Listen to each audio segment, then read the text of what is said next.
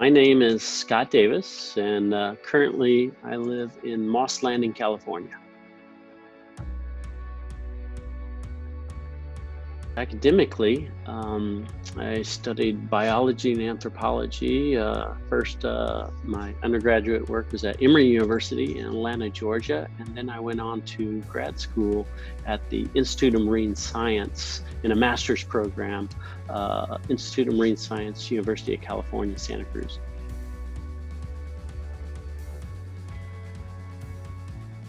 I've been interested in photography for as long as I can remember. Starting off as a kid, I was always mesmerized by images in magazines. Specifically, Life magazine was around the house. National Geographic magazine was around the house. And so I just kind of evolved from there into more of a professional career later in life. I started out as a biologist, wildlife biologist first, and then probably about 15, maybe even 17 years ago, time's flying, made the transition to a full-time professional career in photography. And it's been a great ride ever since. Part of me is always going to be a naturalist of some sort. Wildlife and photography have always intermeshed as far as my life has gone, so I can't really separate myself one or the other at times, and whenever possible I still like to dab my toes into the science aspect of it as well, even though now these days I'm full-time photography and naturalist guide. But anytime there's a chance to go back into the science realm, I wholeheartedly leap into that opportunity. 12 years, and once again, time has flown from my first experience with them. It was actually on a photography assignment that I was introduced to them. I was hired to go to Antarctica to acquire images for an agency for their stock image library, and I had to find an operator that was willing to give me the things I needed to get my job done. And ultimately it came down to the Cheesemans, and that's where we first crossed paths, and yeah, it's been a tight friendship ever since. I spend part of the year down in Antarctica with them. I also spend part of the year up in the Arctic, as well as Africa, and some trips in Asia with them too. So far corners of the globe here. I'm definitely drawn to remote areas, super remote areas that are kind of devoid of people. Now, don't get me wrong, I like people, but I love going to these places that there aren't many of us humans around. And so when that comes to the trips with the Cheesemans, I have to say the Arctic regions, the polar regions, Antarctica, South Georgia Island is certainly one of my top 1 or 2 spots to go with them. And just in general, that's one of those magic places. So between those 2 spots and then also up in the Arctic, I'm drawn to those cold, remote areas. So for me, especially when I'm shooting either wildlife or even people or cultures, I find getting close, intimate contact really brings out a little bit more in a photograph. So if I have a lens and the ability to get up close to the animal, that lens is probably going to be the 70-200. It's a super sharp lens, but for wildlife, you do have to be up close and personal when you're using that lens. Now, there's some animals out there that you can't get up close and personal. Either they'll run away from you, or perhaps they might be a little bit too dangerous. So you need maybe a bigger lens, one of the big prime lenses. Now, those are great, they're fantastic, but if given the opportunity, that 70-200 pretty much is always in my bag. No matter what assignment I do, be it people or wildlife, it's going to be my first go-to lens in my bag. Recently, I would say that I finally have dove into those waters of utilizing some um, drone footage for some of the things that I do. I've always been a little bit on the fence, but it truly has opened up some new areas that types of images that you can get that normally there's no way possible unless you're willing to go out and hire a helicopter or something like that. And for most of us, that is just not feasible from a financial standpoint. Not to mention, it's a little bit more disruptive than a tiny little drone. The thing with drones, so you have to be careful with, is that you definitely don't want to, I guess, abuse their ability to get up close and personal with wildlife. I've seen a little bit of that out there, where people are, in my opinion, almost harassing some of the wildlife. So you have to walk that fine line between letting the animal go about its day, do its thing, but at the same time, you can come away with some fantastic perspectives and some new ways of looking at wildlife photography. I would have to go back to my early days of like looking at some of the National Geographic photographers. Paul Nicklin. He's certainly one of those photographers out there that captured your imagination when you saw some of his images. Mike Nichols, another one of these Nat Geo guys. Steve McCurry. Um, these are the images that they possess that have become iconic images out there when it comes to their subject matter. And you may not know their names, but you're probably familiar with the images. And if you saw their images, you're like, oh, okay, yeah, I've seen that one before. So those ones certainly have carried me through and inspired me.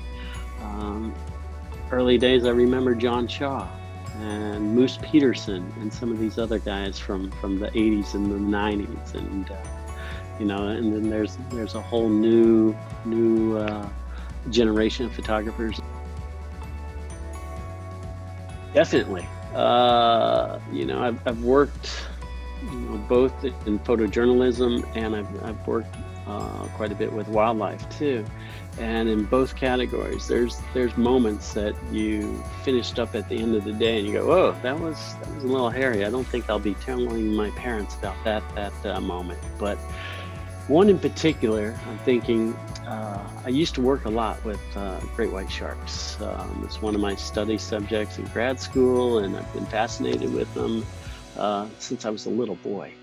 And there was a moment where I was in the water photographing these white sharks. And as you spend a lot of time with these animals, you realize that no, they aren't the animal that's portrayed in a lot of the movies and stuff like that. They're actually, most of the time, quite serene, and they're calm, and they're methodical, and they don't come at you in these crazy moments that we've kind of grown accustomed to.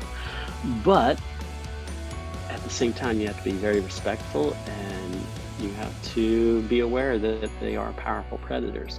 So this one time I was in the water. I'm actually watching these two animals that were right in front of me, and I'm kind of keeping my eye, and I'm just looking around, and I'm getting these images. Now, white sharks are very aware of where you're looking. They know what your eyes are, and they're always trying to move around you, come up from behind or maybe below. So in a three-dimensional world in the water, you got to look from all directions. What I didn't see was the third white shark. He came up behind me, and I'm looking through my viewfinder, keeping an eye on these two in front of me. The third one came up. He came up behind me. He actually came and bumped me in the back of the head. He kind of nuzzled the back of my head, kind of hit me. And it's one of those moments where you know what it is without even having to look. And you're just like holding your breath that you don't feel a crunch at that moment. So instantly I look up, and these are big animals. He was 14, 15 feet long, probably weighed about 3,000 pounds. And their heads are huge. So his head is right here, and we're almost eye to eye.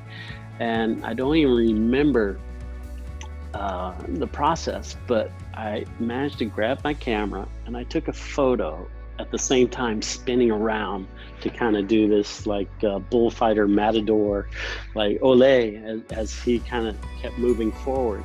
And I managed to grab this one photo. It's a photo that's technically not that great. He was only 6 inches away. It was a super wide angle lens, so it's not particularly sharp or anything like that. But I managed to get this one photo, and luckily, he just wanted to do a test bump, see what I was. He wasn't in a particularly hungry mood or anything like that. He kept going his way, and it was at that moment that I did my little matador ole flip move, and I just needed a moment to get out of the water and take a breath there, especially now that you have 3 animals. It's impossible. So yeah, this is one of those moments you're like, whoa, that could have gone in an entirely different direction. I'm glad it did. I used to live in Palau in Micronesia. It's actually one of the places that we take people on our trips now, because it is such a beautiful part of the planet. It's a tropical island archipelago, and full of little atolls and little limestone islands.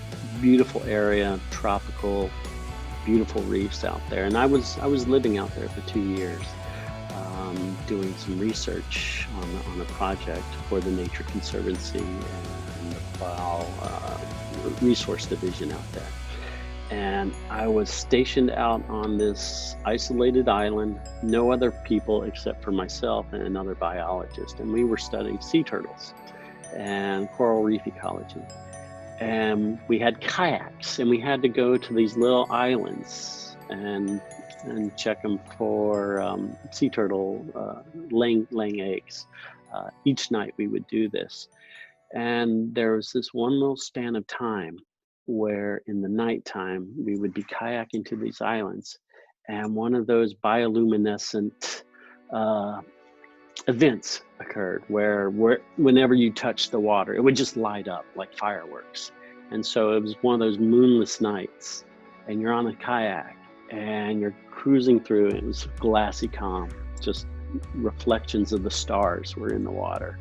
And then the bioluminescence was going off, and fish were swimming all around underneath you, and they were setting off the bioluminescence, and you could see the outlines of the reef sharks going after the fish. And it was just one of those moments where you just had to stop paddling and you just took it all in. And even to this day, when I think about it, it's one of those moments where it's this catharsis of emotion and beauty and surrounded, and for that little split second, you were a witness to it all. There was not another person around except for me and my friend who's the other biologist, and we just stopped and had to take it all in. Yeah, it was one of those magic moments. It's new. Every day is new. Every day, especially when we go on these expeditions, you kind of have a semi-plan for how the day might go or how the week might go, but it's not written in stone.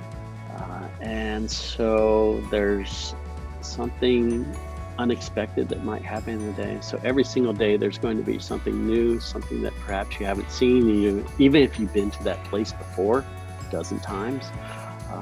When you go to Antarctica, you don't know if today is going to be a leopard seal day, or massive glaciers in front of you, icebergs, penguin colonies, and behaviors maybe that you haven't seen before or you haven't photographed before. So I think it's that new stimulus that happens that makes it so exciting. So you never know what's going to happen when you wake up that morning, and most of the time it's phenomenal stuff. So and being able to take people and share those experiences too. That's another definitely joyful thing about when you look around and you look at the faces of the people who maybe are on your Zodiac, and you just had a humpback whale breach right beside you or come up and blow, and you're watching everyone's just excitement level just go off the charts there. And so between the newness and then sharing that with people who haven't experienced that before. That certainly makes me smile.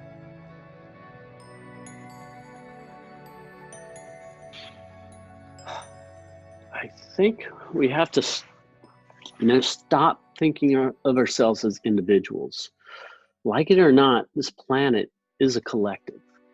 And so what happens in one area of the planet is going to have a ripple effect on all of us ultimately down the road. Now, we might not know when or where, and we might not see it exactly as it's happening. But for conservation to work, we all have to start thinking that the little changes I do, if everyone does them, we'll have a collective benefit for the planet as a whole. So we gotta really stop thinking of ourselves as individuals. I know there's a lot of areas that are pulling us in one direction or the other. Do I think about climate change? Do I think about animal preservation? Do I think about hunger? And every one of those is connected in one way or another. So the more that we start thinking that I can make a change individually, and that will have an impact if everyone else is doing that too, I think we will see improvements. Most scientists agree right now we're looking at a turning point in the next decade, or maybe even less. So I think more than any time in our human history, we're coming to that point that we can no longer just talk about how we really do need to start making active efforts to change our ways, because our current ways certainly aren't productive in the long run. Certainly not self-sustaining. So it will get more serious, and it's going to hit that point where there's no turning back. And I think generations in the future will look back at this point in history and say, well, they saw the warning signs, they saw the red flags. Why didn't they do something? So we've come to that point where, yes, we have to do something.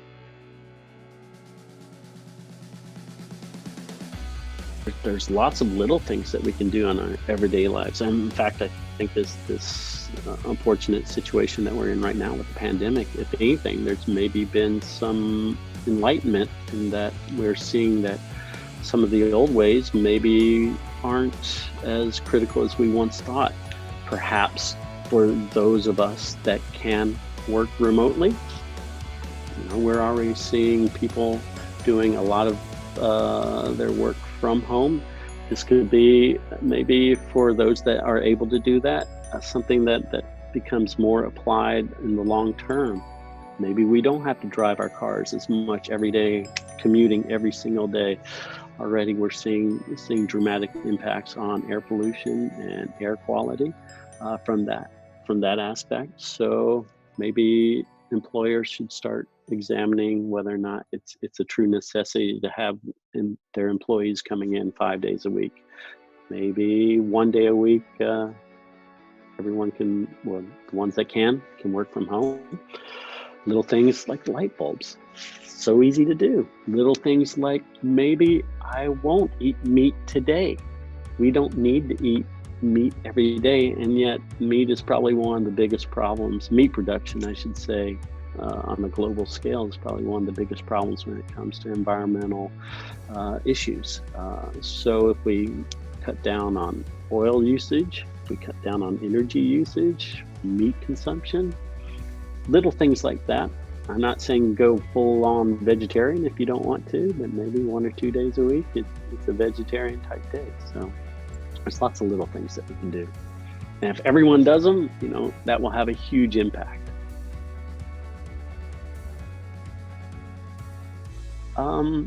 One author that I've enjoyed over the years is Paul Theroux. He's a travel writer, and his books were pretty popular in the 80s and 90s, early 2000s, but they're kind of timeless as a traveler myself and for other travelers out there. And if you're into travel writing, I think he's really great. In fact, back in my Palau days, I actually got to guide him around a bit. He came out there writing an article, I believe, for Vanity Fair magazine or something like that. And he needed a local to show him around the area. So here I was put in this position, asked to be his local guide and kayak him to these areas that I was doing research on, because he's not one of these guys that likes to go on traditional, guided trips, like from a tourist standpoint. He wants to go and see things at a much deeper level. So it was really great for me because I had been reading his books all along. Often you get to sit around a campfire on a deserted island with this author who you've read his books and stuff like that, and really get to know somebody. So yeah, we spent a week together as he traveled around and then writing his article for this. So it was a lot of fun for me, and definitely allowed me to appreciate his books even more.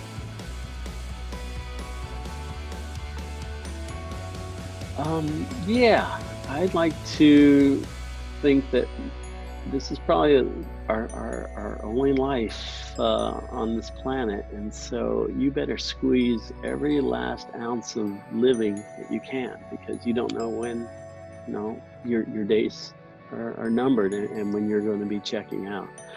I've had some people in the past that you speak with, and their biggest regret is they waited too long to start enjoying, the aspects of travel in life. They waited too long to do the things that they want to do.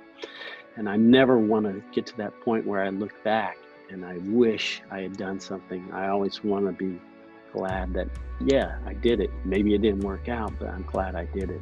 So yeah, having no regrets on doing the things that you've always dreamed of doing, and not waiting too long to do that. So if you've enjoyed this video, please be sure to give it a thumbs up below and subscribe to Cheesemans for more fun and informative videos. For other ways to follow Cheesemans, Ecology Safaris, and the topics discussed today, please check out the links in this video's description below.